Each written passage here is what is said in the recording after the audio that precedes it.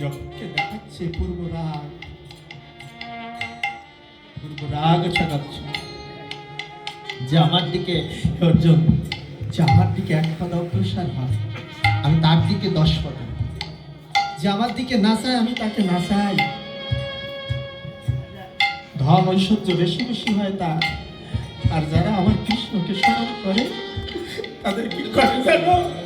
সমস্ত পাপ তাপ খণ্ডন করে পুড়িয়ে সঠিক করে আপন ভবনে নিয়ে যায়, নিজে হাতে চরণ সেবা করে সেই ভক্তের বাঞ্ছা পূর্ণ করে না? তার অহংকার থাকলে হবে, তাই নিজে আচরণ করে দেখাচ্ছে রাধা নাম পাত্র তৈরি হয়ে যাও। রাধাকে স্মরণ করলে ফাটাফুটো পাত্র সঠিক হয়ে যাবে যদি এই অষ্টসখীর কৃপা লাভ করা যায়। এই ব্রজের মধ্যে অগণন সখী আছে, তাই না? তার মধ্যে শ্রেষ্ঠ 8 জন, তার মধ্যে শ্রেষ্ঠ আমার শ্রীমতী স্বয়ং। রাধে রাধে। সখী লীলা বিস্তার করে সখী আস্বাদায়, সখী বিনাই লীলা পুষ্ট প্রভু না।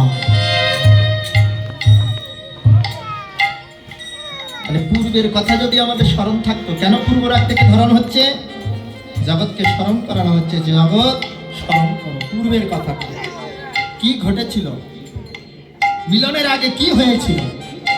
যদি এই জাগতিক চিন্তাও করে এই লীলাটা এমনই মধুর, যদি জাগতিক দিয়েও ধরেন আপনি, তবুও আপনি চিন্তা করুন পরাপরার মিলনের আগে কি ঘটনা ঘটেছিল। এটা কি মনে আছে কারণ?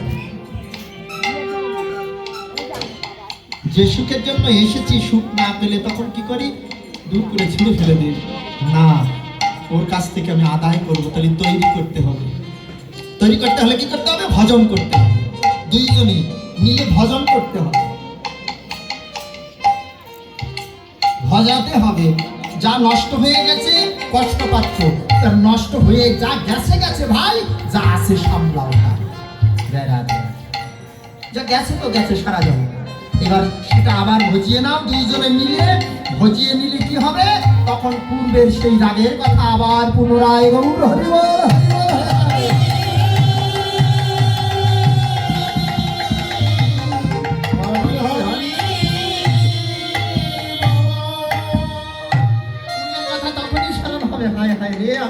করতে যাচ্ছিলাম, তোমাকে আমি কত বকা দিয়েছি, কত আঘাত করেছি।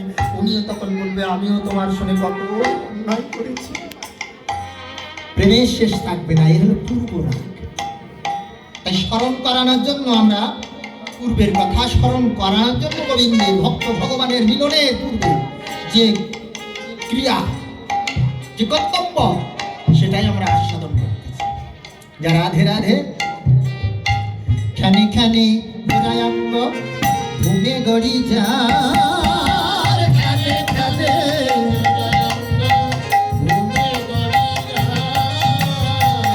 খানে রাধা রাধা রাধা বলে খানে মোর ছায়।